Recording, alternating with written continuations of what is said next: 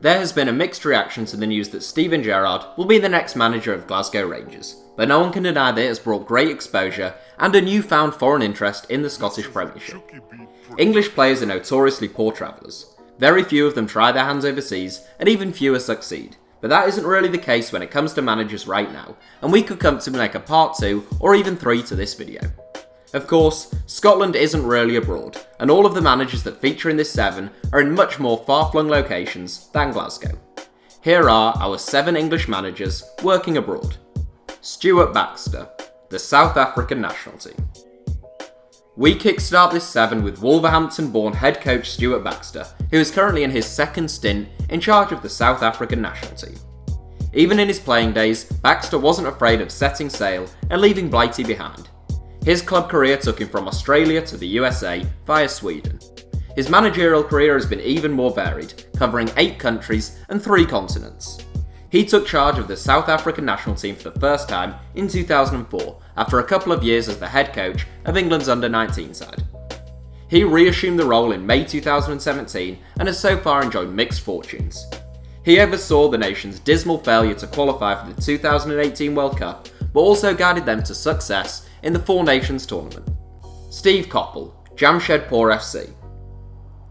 Older viewers will remember Steve Coppell as a lung-busting creative force who was among the best wingers of his generation at Manchester United, only to have his career cut short thanks to a knee injury at the age of 28. Younger viewers may know Coppell better as the man who set a record points tally when his Reading side won the championship, before finishing 8th in their first season in the Premier League, which saw him named as Premier League Manager of the Season. More than a decade on from that success, a 62-year-old Coppell is now in his 2nd job in the Indian Super League. The former Kerala Blasters boss is currently the head coach at Jamshedpur, who are 5th in India's recently created league. Warren Joyce, Melbourne City. Warren Joyce had a long and respectable career in the 3rd and 4th tiers of English football, where he played as a deep-line playmaker. His first taste of management came as player manager, where he orchestrated a quite remarkable great escape to keep Hull City in the Football League. He then coached at Leeds United, Tranmere Rovers and Royal Antwerp before a lengthy spell as reserve team manager at Manchester United. He stepped back into the fire, taking over the top job at Wigan Athletic in November 2016, but he was sacked only 4 months into the job. With his reputation slightly bruised at home, Joyce joined Melbourne City in June 2017, who were part of the City Football Group that also own Manchester City and New York City. Under Joyce's stewardship, the club are currently 3rd in the A-League.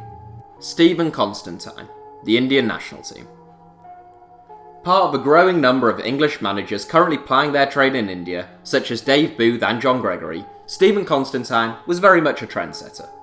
Long before the Indian Super League came into creation, he first started managing the Indian national team in 2002 after impressing with the Nepalese national team. As well as brief stints coaching at Millwall and Bournemouth, Constantine also managed the national teams of Malawi, the Sudan and Rwanda. He has been back managing the Indian national team since 2015, where he has seen them climb up the FIFA World Rankings but not yet qualify for a World Cup. Nigel Pearson, OH Leuven. A no-nonsense centre-back during his playing days with Shrewsbury Town, Sheffield Wednesday and Middlesbrough, Nigel Pearson is probably a manager few people expected to try his hand overseas. He won promotion from League One and the Championship with Leicester City, either side of an impressive stint at Hull City, before guiding the Foxes to Premier League safety against all the odds. He was sacked after that final success and replaced by Claudio Ranieri, who won the Premier League in his first season in charge of the club. After a disappointing spell in charge of Derby County, without his trusty sidekick Steve Walsh and Craig Shakespeare, Pearson returned to football in September 2017. He joined Belgium's 2nd tier side OH Leuven, who are currently owned by his former bosses at Leicester City, but has failed to win promotion in his first season with the club. Graham Potter, Östersunds. For more than half a decade, Graham Potter's impressive work in Sweden at Östersunds went largely unnoticed back home in England, but following his club drawing Arsenal in the Europa League, he is now pretty well known. A former fullback who turned out for the likes of Stoke and West Brom, Potter made his first steps into management at the University of Hull. He joined Östersunds, who were playing in the 4th tier of Swedish football, in December 2010. To give some perspective on that, Sweden's 4th tier teams have an average attendance of a little over 200 fans per game. He won back-to-back promotions in his first 2 seasons in charge, before winning promotion to the top flight at the third time of asking. Victory in the Swedish Cup saw the side qualify for the Europa League, where they got out of their group before being knocked out by Arsenal.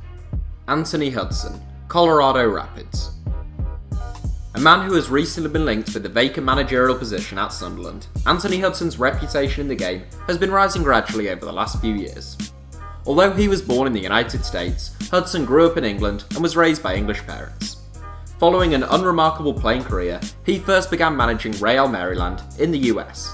After spells with Tottenham and Newport County, he took over as Bahrain manager in 2013, having spent 3 years as their under-23s manager. He then took over as New Zealand boss, where he earned praise for his work with the under-23s again, and so nearly qualified for the 2018 World Cup with the senior side. Hudson has been managing MLS side Colorado Rapids since November. So that's it for the top 7. Thanks for watching, give us a like if you enjoyed the video, and don't forget to subscribe to HITC Sevens.